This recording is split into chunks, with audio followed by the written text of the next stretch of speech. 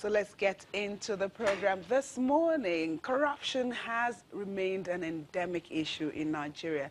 Some may dispute this, but the effects are self-evident. Absolutely. We see it harming public financing, discouraging business investment, fueling inequality, lowering the standard of living, and making a mess of the social contract between the government and the people. Back in 2015, President Muhammadu Buhari rose to power with a key campaign promise to fight corruption. However, there are arguments as to how well he has lived up to doing this. So we have in the studio this morning to take a look at how strong or otherwise the anti-graft war has been. We have two lawyers in the house, and let me start with Mr. Wahab Shitu, a legal practitioner. Thank you for coming on the program. Thank you for inviting me. We also have the Director General, Nigeria First Project, Mr. Ezekiel Nyaetok. Thank you. Good to have you here. Not a lawyer. Not a lawyer, yes. Not yet. Yes. And on my right, I have Mr. Godi Uwazurike, who is also a legal practitioner. Thank you for being here. So let me start with you, Mr. Uwazurike. How strong is Nigeria's anti-graft war? The only expression that comes to my mind at this moment is all motion and no movement. Because we do more of media trial, we do more of huffing and puffing, and little substance comes from it. Can anybody today get up and say, in these past 4 years, we have a president whose avowed mantra is anti-corruption fight, that corruption has been either defeated or disabled or knocked out or even incapacitated? I would say without any fear of contradiction, no. Because we target only for a transaction and go away. If you're a public officer and we want you dealt with, we accuse you of humongous corruption practice. While you're trying to prove it's not true, more and more are heaped on you. And before you know it, it has become a federal government project. When you step out, case is over. You can even go and become a minister in the same government that's accusing you of corruption. I think there must be stern justice. There must be sure substance. We are not talking of justice lying prostrate and technicality winning. No, we're talking of real fight. So I'll come back to you. Even in the face of some of the reports that we have now, you know, some key officers in this government that are facing trial and prosecution, you still don't see that. I'll give you a real-life example. We had a man in the executive. In terms of protocol in the executive, he was number 3. But when he was accused of collecting a lot of money to cut grass, what happened? It took 1 year before any decisive action could be taken. First, he was suspended. After some time, he was removed. After a long time, he was charged. And where is that case? I will say no more. Now, as a lawyer, I will tell you what happened to the Chief Justice of Nigeria is a thing of shame to all of us. Because any serious-minded lawyer will know that all they wanted was for the man to go, and he has gone. What about those cases of corruption heaped on him? Not one was charged to court. Not one was mentioned at the tribunal. Granted, the man is actually fighting the decision of the tribunal. All the tribunal said was that he did not file his returns. No more. Pardon. Let me come to Mr. Shitu. Do you agree with all of the things that he said? Of course, I disagree vehemently with his position because his position is not informed by statistics on ground. If you want to assess the anti-corruption, policy of any administration, you must base your assessment on facts, on figures, on statistics.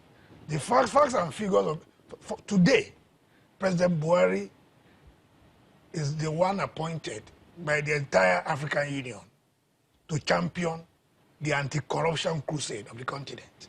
Is that the fact? No, that's a fact. No, Well, the fact? I'm not saying No. he's not being given that responsibility, but is that the fact, or the fact that we are fighting corruption? No, I'm just laying a foundation. Okay. You know, he has made some serious allegations, and I think we should respond to him. If you look at all the indices on ground, in terms of the number of prosecutions that have been recorded, in terms of the number of prosecutions, convictions that have been recorded, there's no administration that has matched the record of this government. The statistics are there. In terms of Give us some of them, Mr. Shitu. For instance, 2 governors. I don't want to mention 2 governors. This is the only time 2 governors were brought to, and they are serving prison terms now. You understand me?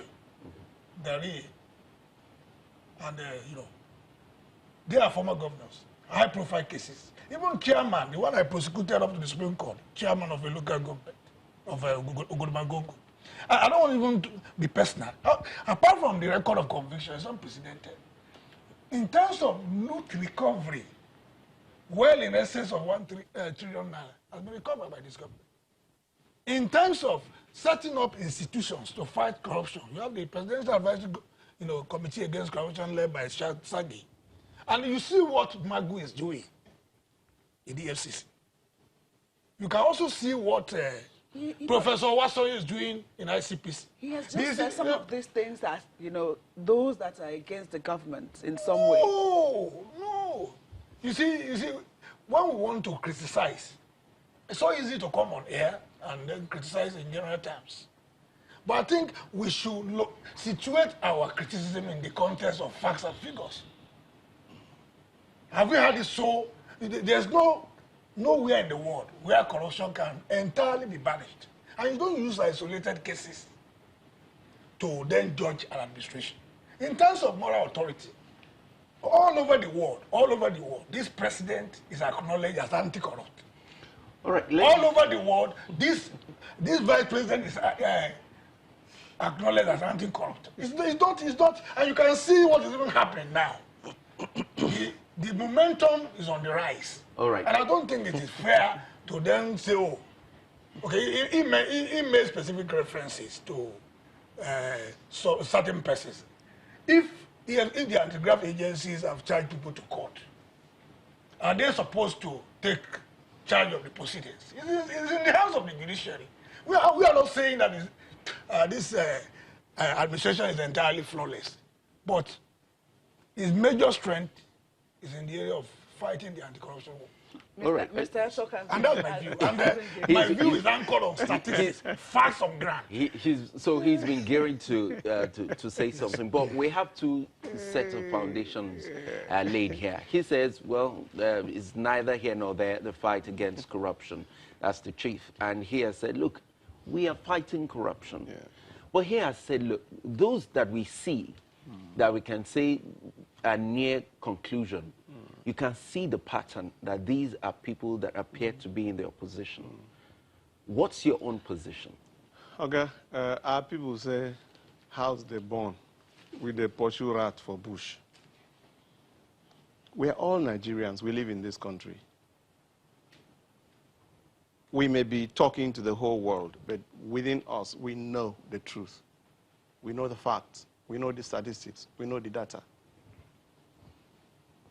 You're the one asking me questions, so let me not ask you back. But the question is, number 1, what is corruption? This is our biggest problem in this country. What is corruption? How do you start to fight what you don't even know what you're fighting? You get into this room. You should be told any man in a black suit and a bow tie, hit him. When you get into this room, you look around for the man with a suit and a bow tie. You give him the punch. As at today, ask as any man in the street, what is corruption? Anything that is so unwieldy, that is so undefined, is now subjected to the whims and caprices of the man with the capacity to wield the big stick. When- And that will never take us anywhere. Mr. Eto, we're going to come back to you Okay. just before you continue. When we come back, you continue your line of thought. We'll take this quick break. Welcome back. So, Mr. Eto, you were talking about, some of... We must define what corruption is. Have it. For instance, Hitler was so good that a little child in Germany, in primary school, will tell you the Jews are our problem. They could point at what they feel is the problem.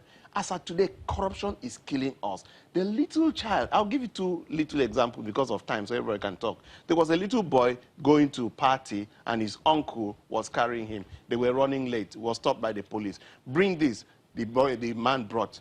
Bring the other one, the man brought. Bring the other one, the man brought. Time was going. The little child just looked and said, Uncle, give them 20 naira now, let us go.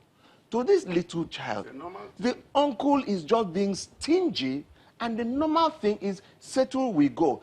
At that age, he's thinking so. And we're fighting corruption. Number two, Peter Obi, the former governor, said something in the presidential villa. I was there during Jonathan's time. He said I think he was still governor.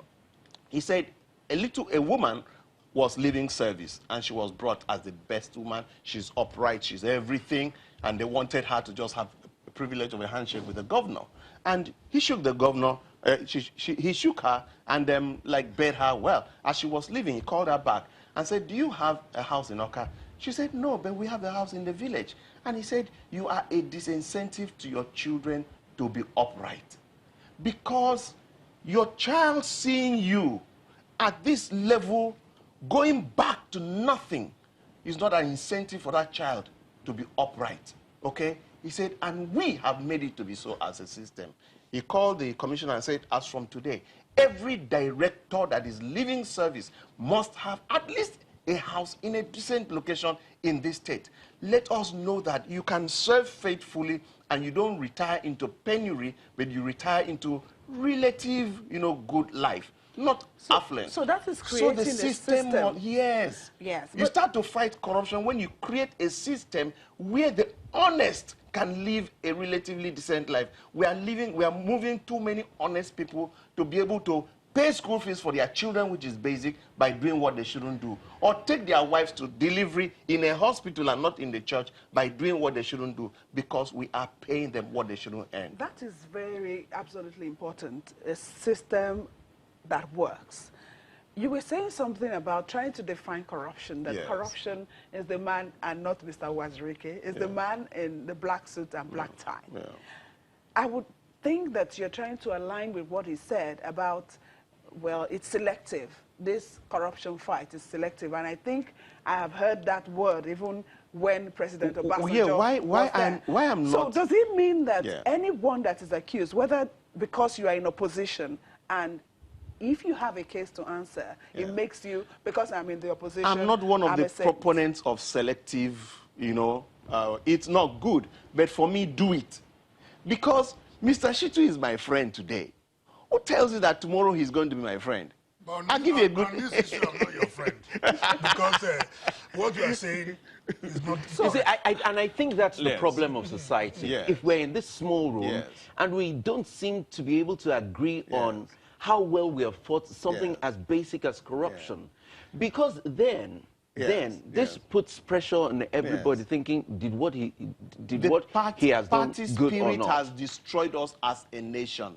Divisions, so that everybody's for and against. I'm not interested in how well we fought, how well. Mine is, can we lay foundations and fundamentals that are statute of general principles and application so that everybody knows where we are going? I'm not going to tell you Jonathan was better, Buhari is better. I'm not interested in that. Nigerians are not interested in who is better. Nigerians are interested in how can their lives be better. They don't care who is on the seat. They care about their lives. Let's hear from Chief on this matter. Now, on this issue of justice dispensation, the first thing is the willingness of those in power to do the right thing. Let me just give you some examples. When Obasanjo was there was this case at the Court of Appeal involving a senator on the part of PDP. Evidence was brought to show that this senator actually bribed the judges.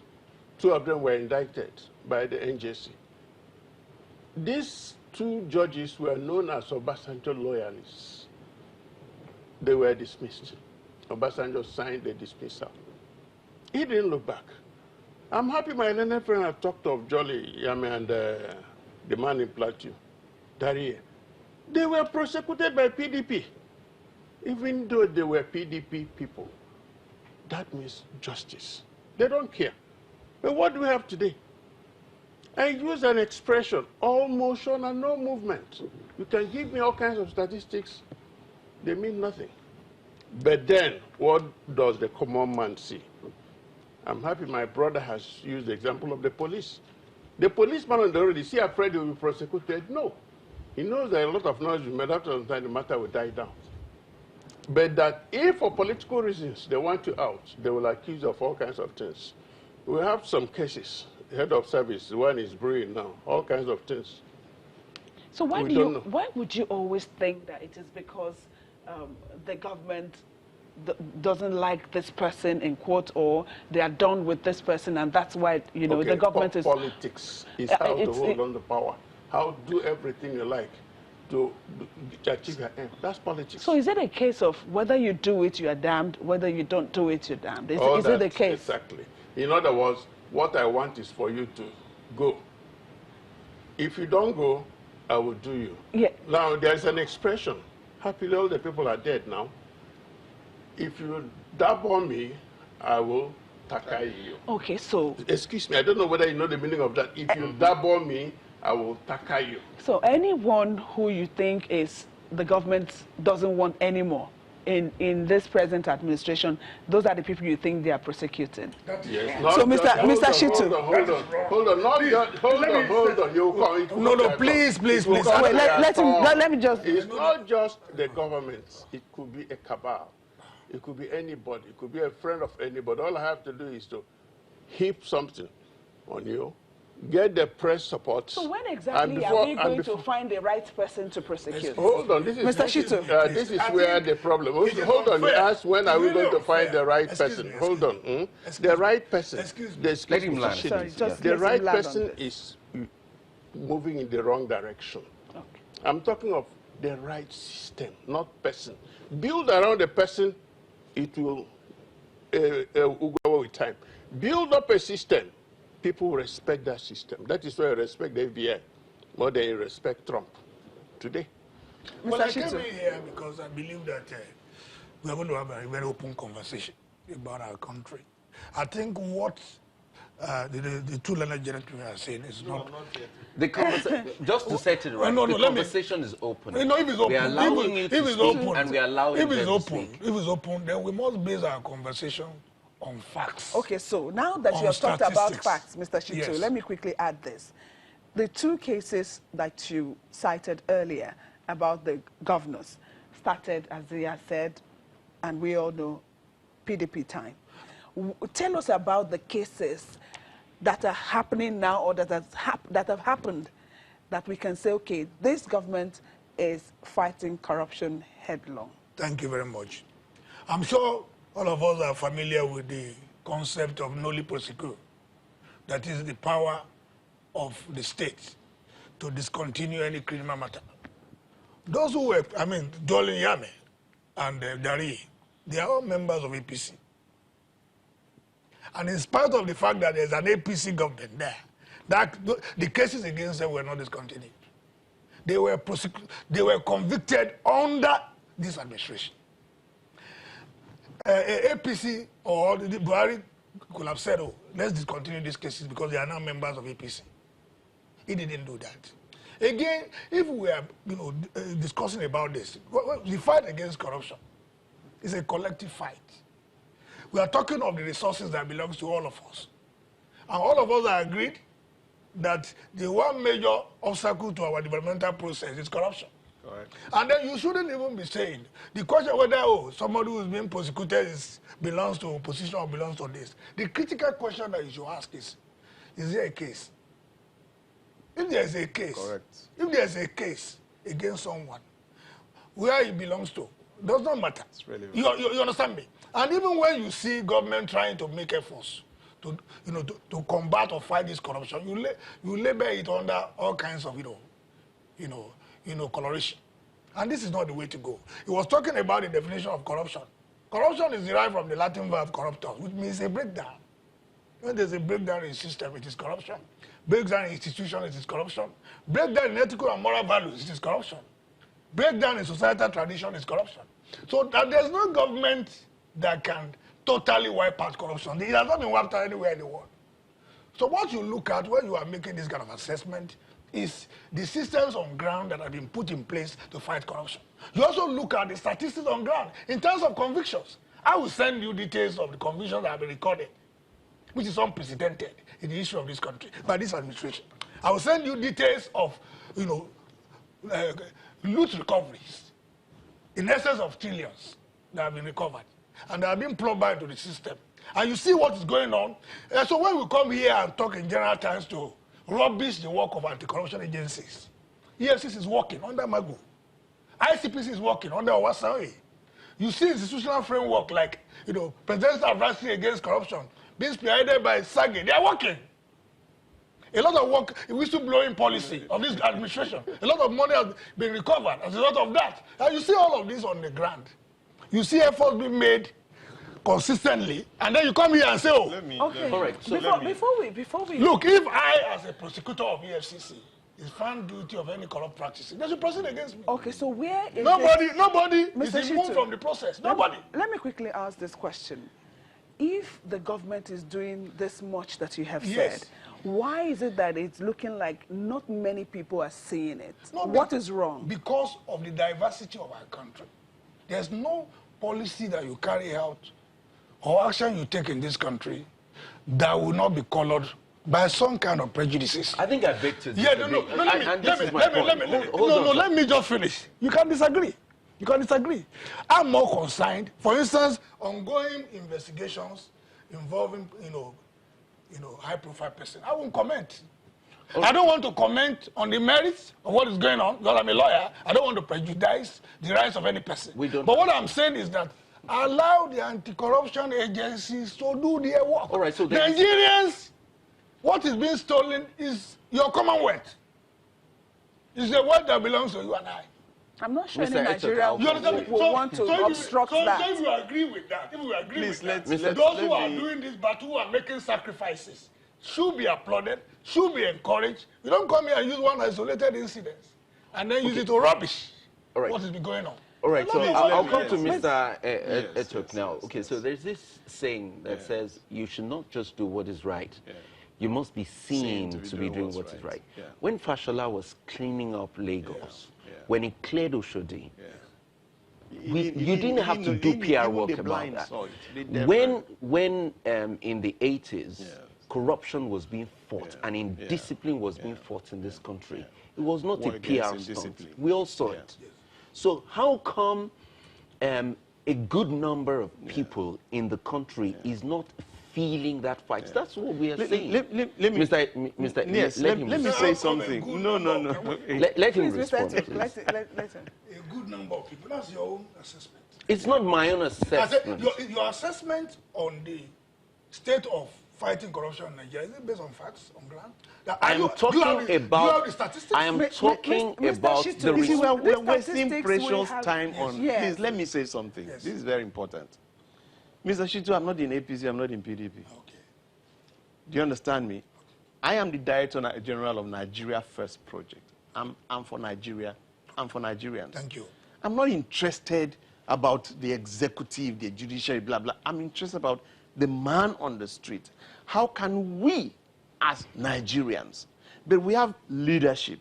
All I can say to the present leadership is, let's sit down, let's reappraise what we want, let's agree on a roadmap, let's make it general, and let's move together. Because we all agree that corruption is going to kill us. That's true. But, Mr. Shitu, whether you like it or not, between you and I, brother, the man on the street, when we did war against indiscipline, like he said, you didn't need to say anything about it.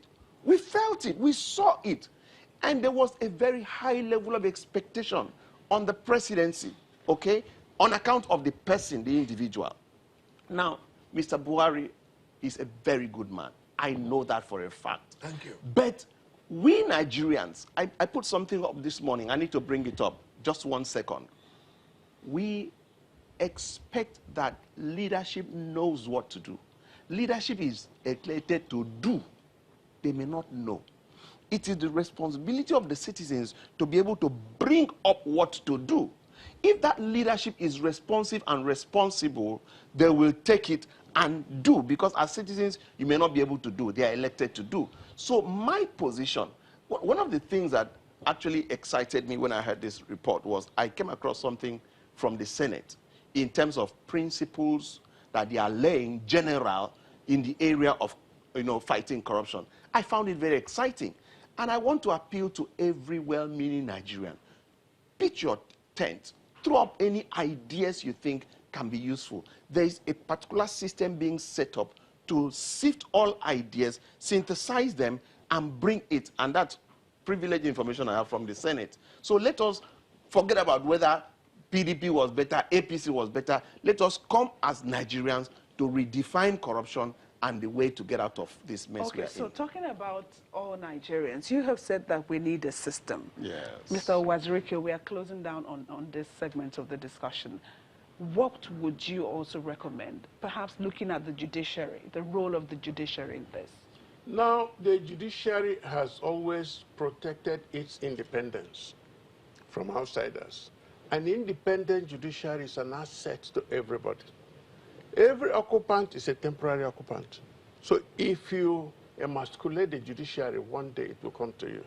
I am looking at a case where a judge is sitting to dispense justice without fear or favor. He's not afraid that somebody will come and remind him that 20 years ago, your wife was here, or 10 years ago, you did this. He dispenses it. And if it goes on appeal, the president of the Court of Appeal will work on it timeously without imposing any unnecessary restrictions. I'm looking at this judiciary where the Supreme Court will say, look, this is justice. Like Oputa said, a situation where people will ask, where is justice? That is not a situation that is good for this country. Oputa gave us a lot of guidelines. Go back. One is that judiciary is the last hope of the common man. Can we still say the same thing today? That is my point. Let the prosecutor do his work, investigator do your work, and the judge be sitting between the defendants and the prosecutor. And the judge doing his own work. Doing his job so that nobody will tell the judge, work with us. Judge, come and work with us. That is wrong. Let's hear. Well, Mr. Shitu, what more do you think the government can do to strengthen this fight? At least so that the people would not just hear from you that the fight is on, but they can see it. Frameworks. And I think what needs to be done is at the doorstep of Nigerians. You must own this fight. The fight against corruption is a collective fight. We are talking of our commonwealth, and that attempts being made to dissipate our commonwealth.